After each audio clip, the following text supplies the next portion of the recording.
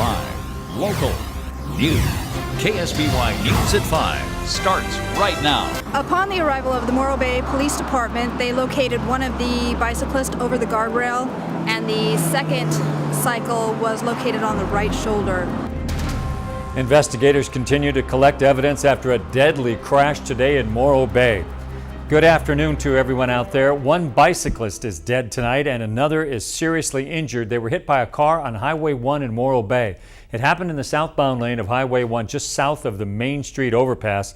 Police have been on the scene since noon, about 5 hours now.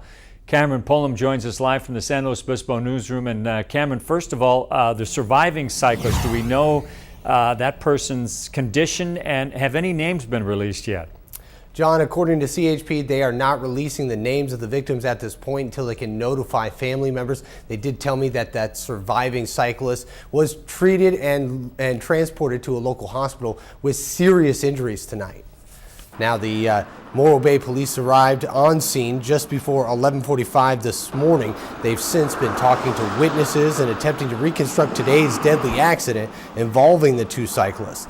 According to CHP, two cyclists riding southbound on the shoulder of the highway were hit from behind by this four-door Hyundai. One person was pronounced dead at the scene of that accident. Physical evidence is still being gathered. Both the bicycles and the vehicle that hit them have major damage. You can see that the entire front windshield of that Hyundai, you can see it collapsed in there. You can also see part of the roof is also caved in. The woman driver did not sustain any major injuries, but was evaluated at the scene. The car has some significant damage. The California Highway Patrol is going to hold the vehicle for evidence and look at it to see if there's any possible mechanical defects or anything we can do, again, to help us determine the collision factors. So far, the driver of the car has not been placed under arrest, but they have been redirecting traffic around the scene since earlier this afternoon. Now, the coroner was called out to the scene to do their own investigation, but those results of that investigation will not be available for another few weeks. Live and local in the newsroom tonight, I'm Cameron Pullum, KSBY News. All right, very sad story for this holiday. Thank you, Cameron. Highway 1 through Morro Bay has become a very popular area for cyclists over the years. The CHP wants to remind everyone, all drivers, to share the road with bicyclists and slow down, also motorcyclists. It has been a very busy past few weeks for local law enforcement. The Santa Barbara County Sheriff's Office says 145 people were arrested for DUI since the middle of August. There were 2 DUI checkpoints in the county this holiday weekend where 10 people were arrested for DUI. San Luis Obispo County has not released updated numbers for the holiday weekend yet.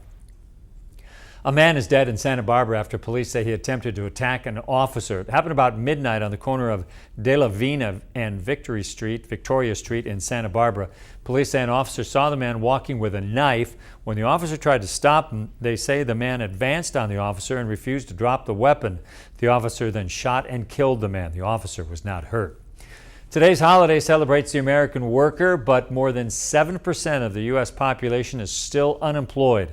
As the country continues to bounce back from the recession, our April Hansen found some local people who struggled to find work but can now celebrate Labor Day.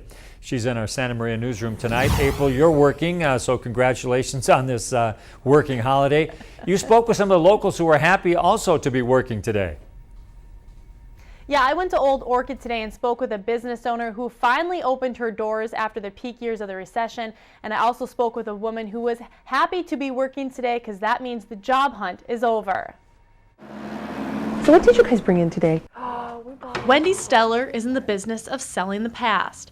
She says she knew opening a shop was always in her future, but the time needed to be just right. I really see that the recession is changing. The homes are being built again. People are moving into this amazing town. She said she didn't have this confidence to open her antique store years ago. It was a scary time.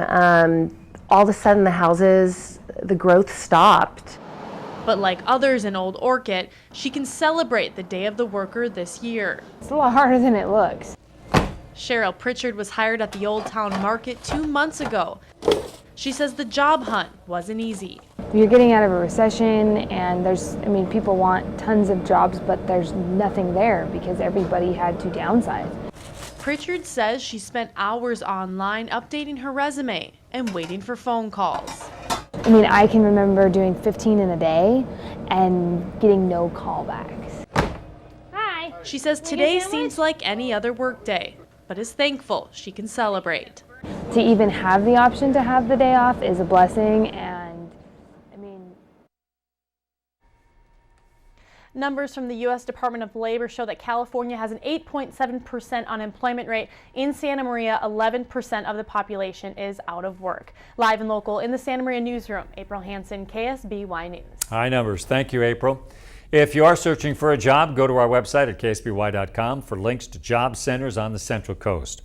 Thousands of people are at the beach today enjoying the sun and the warm weather, but for the past few weeks, the ocean has been flat, no real waves. Kelly Moore set out to see if this is having an adverse impact on businesses that thrive off the ocean's swell. She joins us live in our San Luis Obispo newsroom. Kelly, you're an active surfer yourself. Are local surf schools impacted by the lack of waves? John, I surely would have thought so, as this has been one of the flattest Augusts in years. But Central Coast surf schools are still busy, and so are other area businesses that depend on the Pacific. It's, referred to as Lake Pacifica. For weeks, the Pacific has been flat, almost lake-esque. Nice weekend, huh? Yeah. Yeah, beautiful. But for Shell Beach Surf Shop, business is steep. The lack of waves hasn't really done much to hurt business that way. There are quite a few surfers walking around that are bummed, but fall's almost here, so things are going to be looking up. Things are already looking up for Central Coast Kayaks. Today we got about 30-some people out there. Yesterday we had 20, the day before we had 20, so just non-stop tourists coming in. Matthew says the kayak rental business is up 50% compared to other summer weekends. It's been really, really busy, especially with the swell lately. We haven't had any swell. For the customers, you can't beat it. They don't have to worry about too much stuff. They can go out there, feel confident. However, stand-up paddleboard rentals aren't so popular. And there's so many rocks. It's better in Avila, I would say. And Avila Beach Paddle Sports would agree. We actually expanded our fleet of kayaks and stand-up paddleboards this year, and we have a wait list of like 2 hours at this point. Avila Beach Paddle Sports says today's crowd in Port San Luis is comparable to when we had all the whale sightings last summer. Live and local, Kelly Moore, KSBY News. Kelly, thank you. According to AAA, more than 34 million Americans were expected to travel this Labor Day weekend. The increase is due to increased consumer spending and improving housing markets. Taking a look at news around the world, the political war of words over Syria has begun, with Russia dismissing U.S. evidence of alleged chemical attacks as, quote, unconvincing. Syrian officials compared the evidence with mistaken evidence of weapons of mass destruction that preceded the 2003 Iraq invasion. As Richard Engel reports, Syrian rebels are urging Congress to act swiftly because the world is watching. The Syrian government seems quite pleased at all of this delay in Washington, believing that the longer this goes on, the less momentum there is and the less likely it is that Washington will attack military targets in Damascus. Syrian officials are repeatedly stressing, apparently trying to sway the debate in the United States, that Washington is repeating the same scenario that the world saw before the invasion of Iraq. This body of evidence was shown before. I was there in the Security Council representing my country when Secretary Powell came and showed us this white This was bottle. 2003, just before the invasion of Iraq. Yes, but it was used to justify the invasion of Iraq. And a few months later, they found nothing in Iraq. And now they are repeating the same game. Russia is apparently trying to help Syria make this case. Today, the Russian foreign minister said that Moscow has received the intelligence file from Washington about the alleged use of chemical weapons, and that Moscow finds it unconvincing. Meanwhile, the Syrian rebels, those who are fighting against Bashar al-Assad, and the millions of Syrian refugees are quite disheartened by the delay. We are urging the United States Congress to move swiftly and to give President Obama the vote that he asked for. North Korea and Iran are watching very closely what happens in the U.S. Congress. It will be a very dangerous message if Congress decides not to move with President Obama. They believe that if the alleged use, they believe the confirmed use of chemical weapons does not trigger international action after 2.5 years, nothing will. Richard Engel, NBC News, Antakya, Turkey. The Taliban is claiming responsibility for a strike this morning on a U.S. base in Afghanistan. An Afghan official says suicide bombers attacked the base near the border with Pakistan, which led to multiple explosions and a gunfight. The official also says several vehicles belonging to the U.S.-led forces were destroyed. At least 3 Taliban fighters were killed. No NATO or Afghan casualties have been reported. In news across California, the rim fire near Yosemite is now 60% contained, which is up from 45% last night.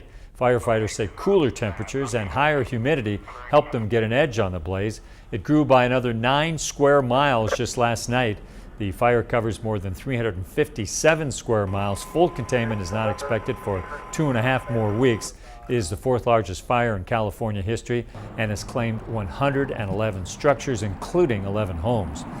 The Paso Robles Police Department is looking for volunteers to help patrol the city. It's hosting an orientation tomorrow for anyone interested in the Community Volunteer Patrol Program. These volunteers assist officers by watching out for suspicious activities such as a reckless driver or even an open door at a business after hours. The orientation is at 6 tomorrow night in the Emergency Operations Center at the Public Safety Center. That's on the 900 block of Park Street. If you're interested in joining, head to ksby.com and click on links for more information.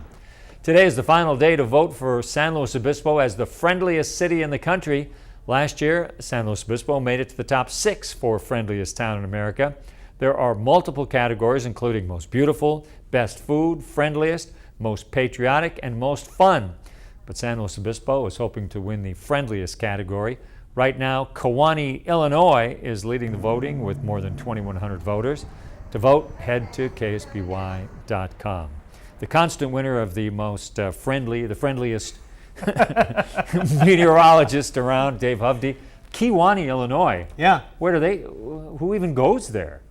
Well, but see, you just said I was the friendliest guy, so now can I take a pot shot at Kewanee, Illinois? Yeah. I don't like the whole idea of voting for who's friendly. You either are or you aren't. That's right. That's right. It's popularity. They might have more people driving through that area than we do come through. That is quite beautiful possible. Day today. Unbelievable. Other and than yesterday. the mugginess, I'll tell you what, man. Okay, a lot of people have been saying you got to do something about it. So when is that going to get better? We're going to talk about that. Any chance of rain, we'll talk about that as well.